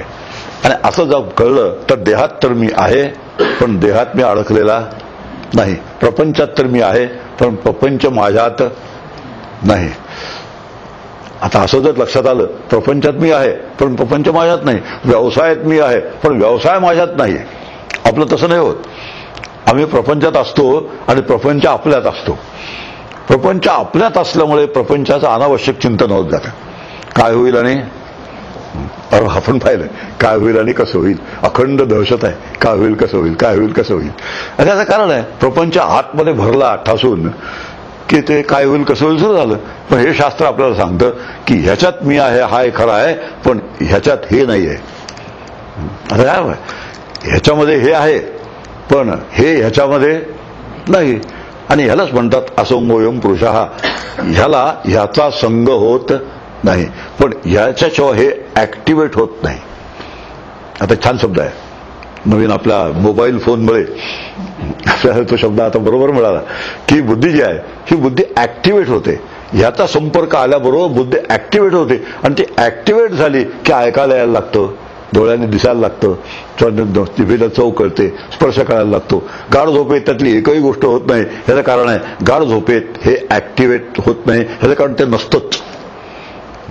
गाढ झोपेमध्ये आपल्याला ऐकू येत नाही, डोळ्याला दिसत नाही, डोळे उघडे असले तरी दिसत नाही. असे मी हॉस्पिटलमध्ये 1-2 पेशंट पाहिले 30-35 वर्षाच्या की डोळे खडखडीत उघडे पण अजिबात त्यांच्या डोळ्या देखत देखत काही जरी नेलं तरी त्यांना दिसत नाही. एक उदाहरण घेऊया. उदाहरणं घेतली म्हणजे आपल्याला सगळ्या गोष्टी कळतात, तो पण कळत नाही. मुद्दा एकच आहे, ह्यानी हे ऍक्टिव्हेट केल्याशिवाय याला दिसत नाही, याला कळत नाही. पण हा मात्र पाहत नाही. हा पाहत नाही पण याच्याशिवाय याला पाहता येत नाही. नाही की आता एक पुढचा शब्द आहे ना, हा पाहत नाही पण ह्याच्याशिवाय ह्याला पाहता येत नाही, ह्याच्याशिवाय ह्याला ऐकू येत नाही. आता केनोपनिषद आहे, कानाचा कान, डोळ्याचा डोळा, मनाचं मन. हा सगळे समजायला हे एक छोटासा प्रयोग आहे. एका छोट्याशा प्रयोगाने आपल्याला कितीतरी गोष्टी समजतात. पुढे ते उपनिषद आले. हा बरोबर आहे, त्यावेळी हे पाहिलं होतं. आणि कानाचा कान म्हणजे कोण? हा कान असेल तर ह्या कानाचा हा कान आहे. म्हणजे ह्या कानाला ह्या कानाशिवाय ऐकू येणार नाही. पण ह्याला कान नाही, हा पण ह्याच्याशिवाय ह्याला ऐकू येत नाही. आता हा विचार बरोबर बसला जर तर ऐकणारा कोण आहे? हा आहे. पण हा अजिबात ऐकत नाही. हा ऐकतो, हा अजिबात ऐकत नाही. मग तसं आहे, कानावर काही जरी पडलं तरी ह्याने ऐकलेलं आहे, माझा काय संबंध? असं म्हटलं की निंदा ऐकली तरी सुद्धा तेच आणि स्तुती ऐकली तरी सुद्धा तेच. कारण आत्मने निर्णय झालेला. ऐकणारा कोण आहे? हा मी आहे का हा मी आहे? एकीकडे 6 म्हणायचं, 25 वर्ष सोहम घोकायचं आणि 25 वर्ष सोहम घोकून सुद्धा पुन्हा ऐकणारा हाच, असं काहीतरी घोटाळा होतो. आणि असा घोटाळा झाला की मग ते कधी निस्तरतच नाही. जे सगळे घोटाळे असतात आयुष्यभर निस्तरत नाहीत.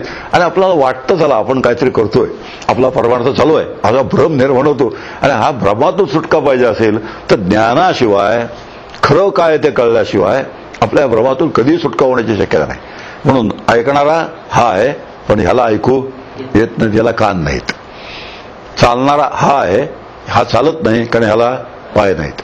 पाद पाणी अनेत्र, अजिव्ह अनेत्र असं याचं वर्णन केलेलं आहे. मुंडक नावाचं उपनिषद आहे. त्यामध्ये त्याचं वर्णन केलंय. याला कान नाही, हात नाही, नाक नाही, पान नाही, डोळे नाही, याला काहीच नाही आहे. सगळं कोणाला आहे? ह्याला. पण ह्याला ह्याच्याशिवाय काही करता येत नाही. म्हणजे ह्याचं ह्याच्यापासून अडतं, पण ह्याचं ह्याच्यापासून मुळीच अडत नाही. आता बघा, कोणाचं कोणापासून अडतं आपल्याला कळलं. ह्याचं ह्याच्यापासून अडतं, पण ह्याचं ह्याच्यापासून मुळीच अडत नाही. म्हणून हे गेलं तरी हरकत. आता इथेच तर सगळी पंचायत आहे, सगळी जी पंचायत आहे ती इथेच आहे. असं सगळं समजावून घेत जायचं. आणि असं समजावून घेत गेलं की आपल्याला हळूहळू हळूहळू आपण आनंदाकडे जातो. हेच लक्षात ठेवायचंय. आनंदाकडे जातो, निर्भयतेकडे जातो, शांतीकडे जातो, तृप्तीकडे जातो. हे मी आहे असं ज्याला कळलं तृप्त आहे. एक ज्ञानदेवांची ओवी आहे, परतोनी पाठीवरी ठाके, आपण या आपण पे देखे, देखत खे व ओळखे, म्हणे तत्व हे मी. आता अशा ओव्या समजायच्या असतील तर अशा प्रयोगाशिवाय आयुष्यभर त्या ओव्या समजणार नाहीत. कसं आहे, 108 पारायण करणारी मंडळी असतात. त्यांना मी विचारलं, ह्या ओवीचा अर्थ 108 ओव्या पारायण केलं तर कळला का तुला? काही कळलेलं नसतं, पण वाचल्याशिवाय पुण्य. आता काय या पुण्याच्या कल्पना आहेत, अतिशय विपरीत कल्पना आहेत. आणि नुसतं पुण्याच्या उद्देशाने जे वाचत जातात, पुण्याच्या उद्देशाने जे काही करत राहतात, त्यांच्या हाताला काही लागत नाही. समजल्याशिवाय यदेव विद्या करोती तदेव, समजले आणि वर्तले तेची भाग्य पुरुष भले, ह्या वेगळे जे उरले ते करंटे पुरुष. असे सगळे निर्णय संतांचे आहेत. आणि सगळे निर्णय संतांचे आपल्या बरोबर लक्षात आले तर आपल्याला कळतं ह्याचं काही अडत नाही. आणि आता उभी सांगतोय मी, परतोनी पाठीमागे ठाके. आता ह्यातला जो प्रकाश आहे, ह्यातला प्रकाश पाठीमागे वळतो. परतोनी ध्यानाला बसल्यानंतर ही प्रक्रिया झाली पाहिजे. भले ध्यानाचा तुमचा कोणताही प्रकार असेल, ध्यानाची कोणती मेथड असेल, सिस्टीम असेल, प्रत्येक ध्यानाच्या पद्धतीमध्ये ही प्रक्रिया पूर्ण झाली तर ध्यानाला यश आहे. आणि ही प्रक्रिया पूर्ण झाली नाही तर तुम्ही कसलंही ध्यान करा, त्याला यश येणं शक्य नाही. याचं कारण आहे, ध्यानाला जर मी बसलो बरोबर तर ह्या बुद्धीमध्ये जो प्रकाश फाकलेला आहे, तो फाकलेला प्रकाश, हे बुद्धी जशी जशी निवृत्त होईल, म्हणजे बुद्धी जशी शांत होईल, तसा यातला प्रकाश पाठीमागे जातो. ही सांगण्याची पद्धत आहे. पाठीमागे वगैरे काही जात नाही, कारण हे जात नाही का, आला तर जाईल ना. पण एक मेथड आहे ती, म्हणून मेथड म्हणून समजावून घ्यायचंय. परतोनी पाठीमागे ठाके, यातला प्रकाश पाठीमागे वळतो. आपण या आपण पे देखे, फार सुंदर शब्द आहे तो. इथे किती आपण झाले अभ्यास केला तर, किंवा समर्थांची गोवी आहे, पाहावे आपण अशी आपण ह्या नाव ज्ञान. आता 2 आपण झाले इथे. एक आपण आहे तो ध्येय रूप आहे, आणि एक आपण आहे तो साधक आहे. जो साधक आहे एक साध्य आहे. एक आपण साधक आहे, एक आपण साध्य आहे. जो आपणाशी आहे हे साध्य आहे, आपण आहे तो साधक आहे. साधक कोण? जीव. आणि साध्य काय? आत्मा. हे लक्षात ठेवायचं. मी साधना करतो म्हणजे कोण साधना करतं? मी नाम घेतो, मग माझ्यातलं कोण नाम घेतो? खूप जणांना प्रश्न विचारतो मी नाम घेताना तुम्ही हो घेतो, मग कोण नाम घेतो तुमच्यामध्ये? मी. म्हणजे कोण? तर आली पंचायत. आणि पंचायत आली याचं कारण आहे, कळलेलंच नसतं. आता काही विचार, वाणी नाम घेते का हो? आपली वाणी नाम घेते का? म्हटलं तर होय, श्रीराम जयराम जयराम कोण म्हणतो? वाणीच म्हणते. पण वाणी स्वतःच्या बळाने नाम घेऊ शकेल का? कारण वाणी हे मांस आहे. मांस हे पांचभौतिक आहे. जे पांचभौतिक असतं ते अचेतन असतं. जे अचेतन असतं ते स्वतःच्या बळाने काही करू शकत नाही. मग वाणीला प्रेरणा कोणाची आहे? तुकारामांचा अभंग आहे, घे घे माझे वाचे गोड नाम विठोबाचे. तुकाराम महाराज स्वतःच्या वाणीला सांगतात, हे बघ माझे वाणी, तू विठोबाचं गोड नाव घे. त्याचा अर्थ असा होतो की वाणी स्वतःहून नाम घेऊ शकणार नाही. मग वाणीला प्रेरणा कोण देत असेल? नाम घे कोण सांगत असेल? मन सांगत असेल का? आता आणखी पंचायत आहे. मन सुद्धा वायुतत्वाचं आहे. जे वायुतत्वाचं असतं ते पंचभौतिक असतं, जे पंचभौतिक असतं ते अचेतन असतं. म्हणून मन सुद्धा वाणीला तू नाम घे असं सांगणार नाही. आता कोण राहिलं? मग आत्मा सांगत असेल का? तो पुढचा प्रश्न आहे. इतके बारकावे असतात, कुणी या फिकिरीत पडत नाही, कधी याची काळजी करत नाही. आणि ते दणका दिल्याशिवाय राहत नाही. दणका म्हणजे टाळ मृदुक कसा. आता ह्या पद्धतीने जो परमार्थ चालतो ठीक आहे, काही वाईट नाहीये, पण ते त्याचा उपयोग न हो. जो त्याच्यातून जे निष्कर्ष निष्पन्न व्हायला पाहिजे ते निष्पन्न होत नाही. मग आत्मा नाम घेईल सांगेल का वाणीला? कशाला घेईल? तो स्वतःच नामरूप आहे. आता राम कोण आहे? आत्मा हाच रामरूप आहे. आत्म्याला आपण राम हे नाव दिलं, आत्म्याला आपण शिव हे नाम दिलं. वास्तविक आत्मा म्हणजे शिव नव्हे, आत्मा म्हणजे रामसुद्धा नव्हे, आत्मा म्हणजे कृष्णसुद्धा नव्हे. आम्ही आत्म्याला कृष्ण नावाचं नाव दिलं, राम नावाचं नाव त्याला दिलं. आत्मा म्हणजेच राम आहे, आत्मा म्हणजे शिव आहे, आत्मा म्हणजे कृष्ण आहे. आम्हाला ते पकडता येत नाही, म्हणून पकडण्याची सोय म्हणून आम्ही त्या नाम दिलं. आणि बरोबर आहे, नाम घेता घेता घेता घेता नाम घेणारा जो आहे त्याने ज्या नाम आहे त्या नामात विलीन व्हायचं असतं. आता नाम घेणारा कोण? आता मगाचा प्रश्न राहिला की वाणीला नाम घ्यायला सांगतो कोण? जीव जो असतो तो म्हणतो वाणीला तू नाव घे. कशासाठी नाव घे? तू नाम घेतलंस की मी तुझ्या आधाराने तुझ्या साह्याने ज्याचं मी नाम घेतो त्याच्यामध्ये विलीन होईन. आणि विलीन होता काय होईल? परतोनी पाठीबोरे ठाके. विलीन व्हायचा शब्दच अर्थ आहे. यातला प्रकाश आहे तो इकडे पाठीमागे जाईल, आणि पाठीमागे गेला की देखत खे ओळखे. इथे गेल्याबरोबर ह्यातला प्रकाश म्हणतो अरे हा मी आहे. कुठून आला हा प्रकाश? यातला प्रकाश आला कुठून? यात हा जो पाठीमागे वळतो त्यावेळेस वळल्याबरोबर तो इथे येऊन टाकतो, आणि इथे येऊन टाकल्याबरोबर म्हणतो हे मी आहे. सहा अहम. आता सोहम शब्द, सोहम ही साधना याशिवाय समजणं शक्य नाही. म्हणून ध्यानाची मेथड कोणती असू दे, त्या मेथडमध्ये ही प्रक्रिया पूर्ण झालीच पाहिजे. आणि ही प्रक्रिया शब्दाचा अर्थ असा होतो की यातला प्रकाश यात गेला पाहिजे आणि ह्याचा पूर्ण विसर पडला पाहिजे. ह्याचं भान पूर्णपणे नाहीसं झालं पाहिजे. ह्याचं भान पूर्णपणे जे नाहीसं होतं तेव्हा खरं ध्यान सिद्ध होतं. आणि ध्यान सिद्ध झालं यातला प्रकाश शिल्लकच राहत नाही. तो कुठे जातो? तर आपण पाहिलं विषया वाचून. काल आपण साधनं पाहिली तर साधनं कशावर आधारलेली आहेत? त्याच तत्वावर साधनं आधारली आहेत. मयेव मन आदत्स्व मयी बुद्धिम नवेश हा सांगतोय बरं श्रीकृष्ण सांगतोय. मयेव मन आदत्स्व याला सांगतोय जीवाला की तुझं जे मन आहे ते माझ्या स्वरूपाच्या ठिकाणी स्थिर कर. मयी बुद्धिम निवेशय. आणि असं केलंस म्हणजे तू माझ्या ठिकाणी येऊन स्थिर होशील. म्हणजे कोणाच्या ठिकाणी? हा संपला. आणि हे संपणं अपेक्षित आहे. आणि संपूर्ण शब्दाचा अर्थ मरण नव्हे, मरण आहेच. संपूर्ण शब्दाचा अर्थ ह्याला कधीही वाटता कामा नये यातल्या प्रकाशाला हे मी आहे म्हणून. ह्यातला जो प्रकाश आहे त्या प्रकाशाला चुकू नये असं वाटतं कामा नये हे मी आहे. त्या प्रकाशाला कायमची खात्री असली पाहिजे हे मी आहे. मग हे प्रारब्ध असेपर्यंत जगणार आहे. आता पुढची गोष्ट आहे, जोपर्यंत प्रारब्ध आहे तोपर्यंत हे आणि याचं असलेलं शरीर हे सगळं जगणार आहे. पण प्रारब्ध ज्या दिवशी संपेल त्या दिवशी हे संपेल, आणि हे ज्या दिवशी संपेल त्या दिवशी यातला जो चिदाभास आहे त्याला जराही खंत वाटणार नाही. कारण त्याला माहिती आहे आत्म्याने 100% की हे गेलं तरी मी जाणार नाही. आणि असं ज्याला जमलं त्याला जमलं, आणि असं ज्याला नाही जमलं त्याला नाही जमलं. आता तोपर्यंत आपल्याला मजल मारायचे. दुसरं एक उदाहरण घेतो, सांगायला सोपं पडतं. कौलारू घर असतं. त्या कौलारू घरामध्ये कौलाला एक छिद्र असतं, वर सूर्य असतो, कवडासा पडतो भिंतीवरती. अनेक जणांनी कवडासा पाहिला असेल. आता कवडासा थोडा तपासून बघूया. कवडासा निर्माण होण्यासाठी, दिसण्यासाठी किती गोष्टींची आवश्यकता आहे? 1 सूर्य पाहिजे, 2 छपराला छिद्र पाहिजे, 3 भिंत पाहिजे. 3 गोष्टी असल्याशिवाय कवडासा सिद्ध होत नाही.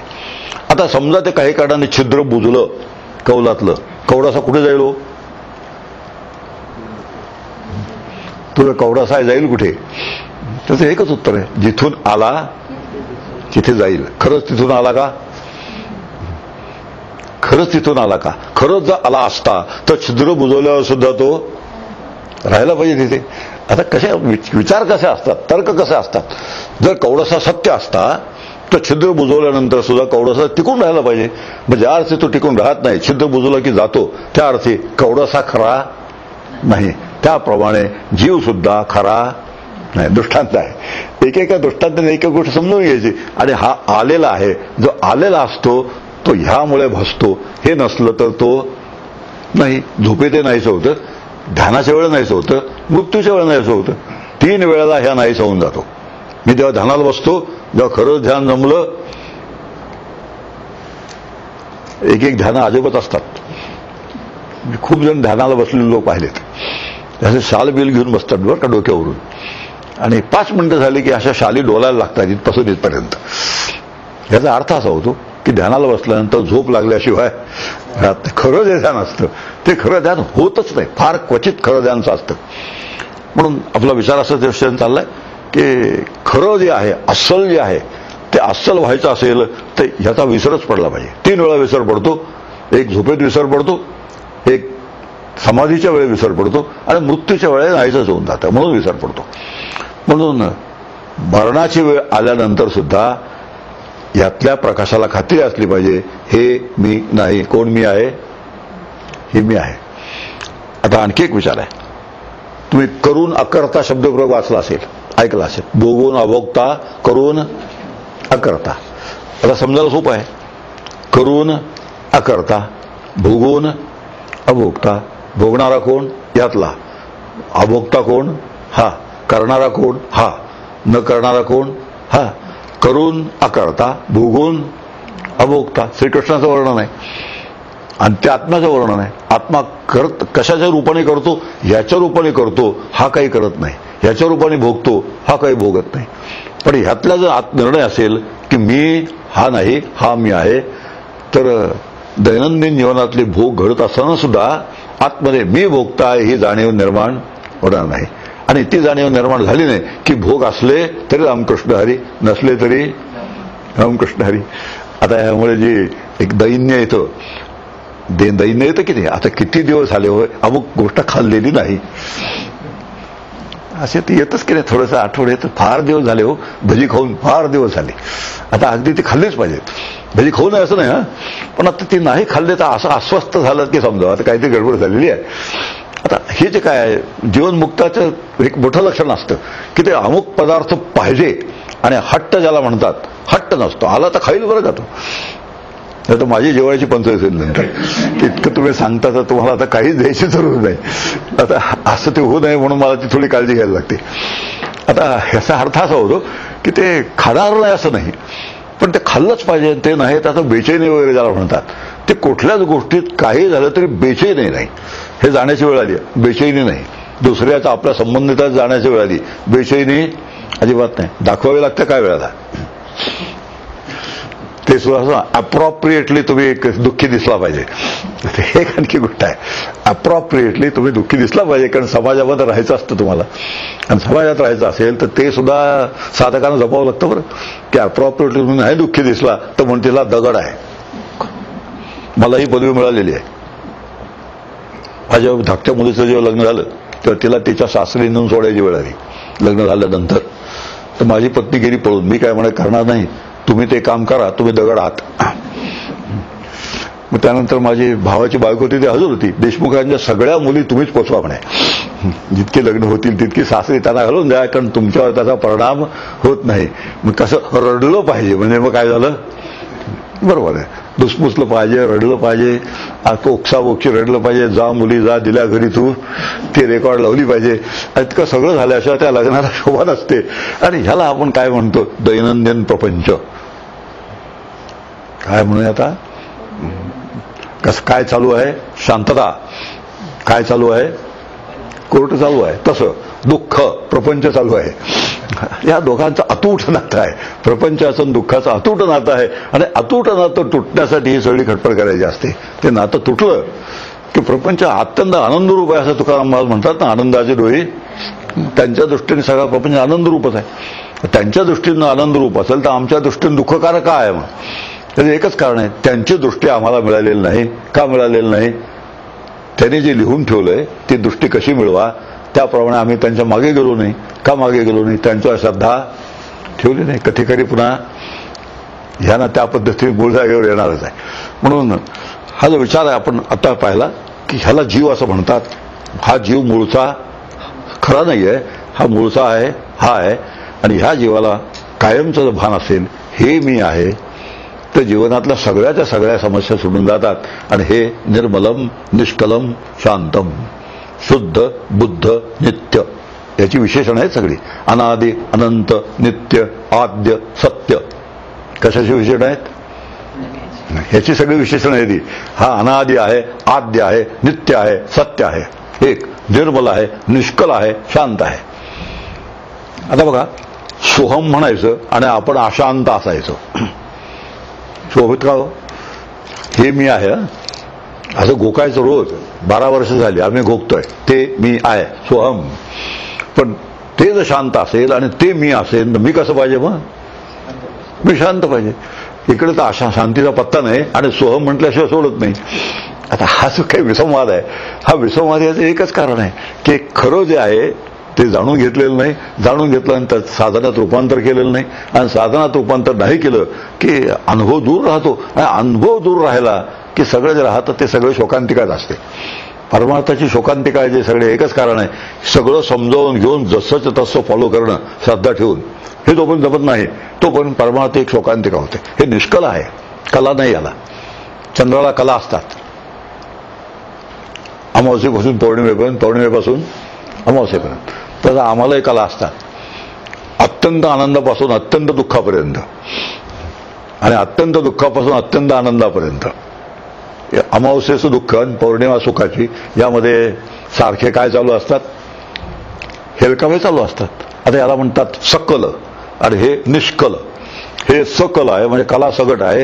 हे निष्कल आहे म्हणजे कले वाचून आहे. आता जिथे कला असते तिथे भरती ओटी आहे.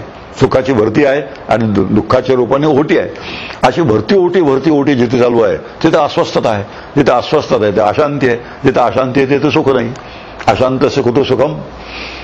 तर अशी ती फार छान बसून दिलेली घडी आहे. आणि सगळी घडी बरोबर समजून घेतली आणि आत बसवून घेतली तर मग जे व्हायला पाहिजे ते होऊन जातं. नाहीतर निर्मलम निष्कलम शांतम, अत्यंत शांत आहे ते मी आहे. आणि मी शेवटी भक्तांच्या दृष्टीने एक फजिती सांगतो थांबून जातो. समर्थाने भक्त कोणाला म्हटलंय? जो विभक्त नाही त्याला भक्त असं म्हटलंय. समर्थाने भक्ताची व्याख्या फार छान दिली. जो विभक्त नाही त्याला भक्त असं म्हणतात. विभक्त म्हणजे वेगळा. आपला माहिती आहे 2 भाऊ मोठे झाले म्हणजे काय होतात? त्यांची लग्न झाली म्हणजे ते विभक्त होतात. विभक्त होतात म्हणजे एकमेकापासून वेगळे होतात. म्हणून भक्ताची व्याख्याच अशी केली आहे समर्थाने, जो विभक्त नाही त्याला भक्त असं म्हणतात. आता पांडुरंग कसा आहे म्हणजे देव कसा आहे? तुकाराम महाराजांचे पांडुरंगाविषयी आहे. काय आहे ते?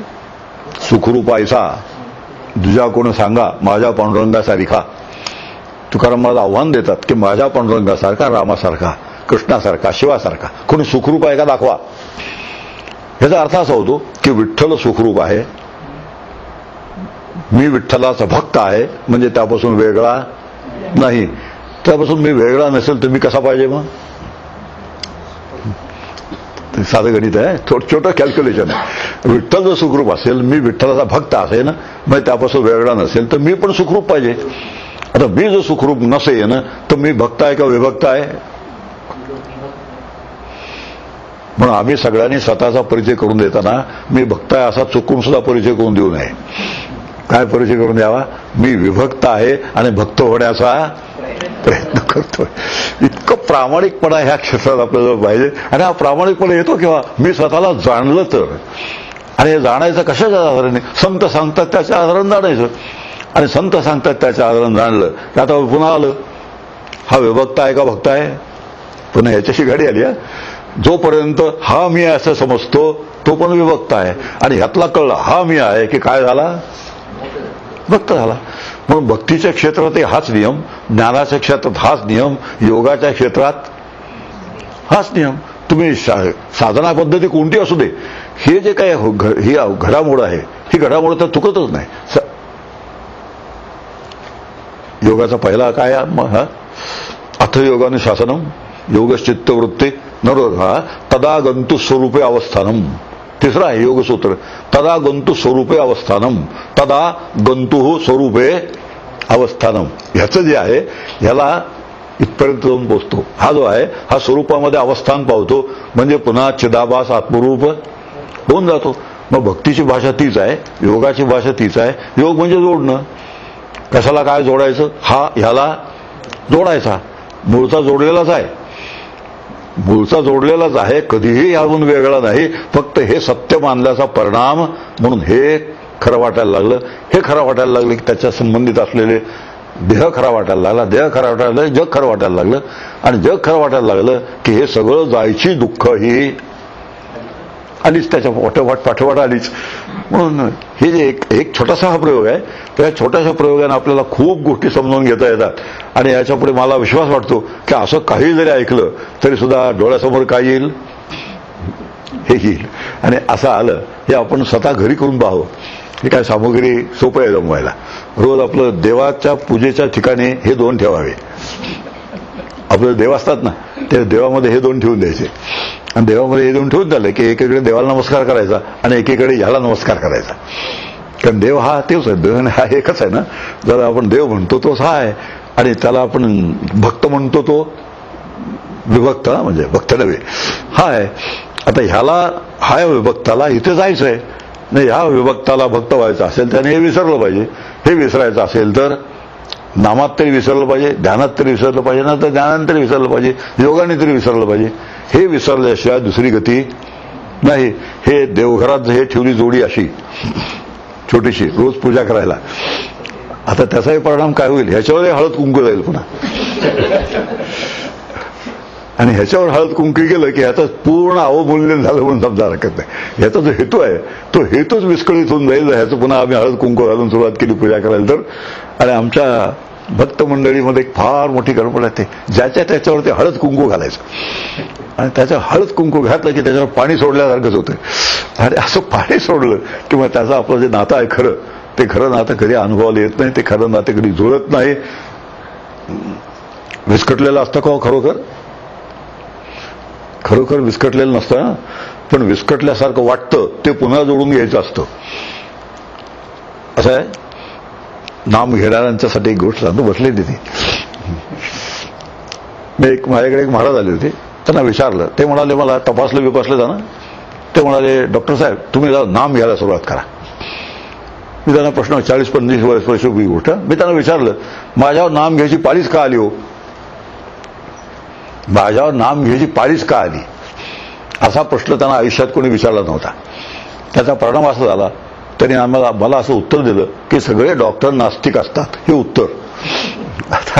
आता मला नाम घ्यायची पाळी आली का ह्या प्रश्नाचं उत्तर अगदी छान आहे की ज्याचं मी नाम घेतो, नामस्मरण आहे. शब्द काय आहे? नामस्मरण. आता स्मरण का घ्यायची वेळ आली? विस्मरण झालं म्हणून. आता कोणाचं विस्मरण झालं? ह्याचं विस्मरण झालं. पुन्हा याची गाठ आली, ह्याचं विस्मरण झालं.